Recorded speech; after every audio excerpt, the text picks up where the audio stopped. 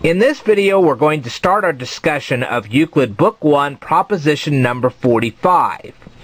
Now, the thing is that this is a very long proof, and it's going to take more than one video to show you this. Alright, Euclid gives you a rectilineal figure, ABCD. Well, here is ABCD. And then he gives you an angle called E. Here's angle E. And he says that I want you to make a rectilineal figure that contains this angle here and has the same amount of area as this entire thing right over here. Okay, so how are we going to do this? Well, first of all, Euclid says, I want you to draw a line from point B to point D. And then he wants you to create a parallelogram that has the area of ABD. Now, how are you going to do that? Look at this mighty mess. Okay. First thing we're going to do is we're going to duplicate ABD right over here. Okay? Now, this triangle is going to disappear in the next part of our proof because it's not going to be, it's only being used to make parallelogram FKHG. Alright? That's what it's being used for. So this is not going to be here the next time we do this. Alright. So, we use Euclid Book 1 proposition number 23. And we make this little figure which is going to be exactly equal in size to ABD. And hopefully by now you remember how to do this. If you don't, let's go through it one more time. Alright? You're going to duplicate the base here, which is AD. Going to duplicate it right across here. And then you're going to draw two more lines. You're going to have a line right here, which is exactly the same size as this one right here. And then you're going to have two more lines. This one here and this one here. You're going to duplicate them here and here. Okay? So basically you have one giant long line that's going to have the lengths of all three of these sides. Da da da da.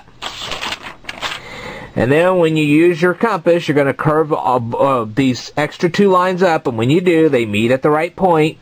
And when you draw them all out like this, it forms the triangle ABD. So far, so good. Now you're going to use Euclid Book 1 proposition number 9 to bisect this triangle. And when you do, then you're going to have the base of your parallelogram of FKHG. Now, we don't have anything else at this point. Alright, so how do we do the rest? Well, first of all, Euclid wants you to duplicate angle E. Here's angle E right here. We're going to duplicate it. We're going to use Euclid Book 1 proposition number 23 to duplicate angle E. And angle E will then become, hang on just a second here.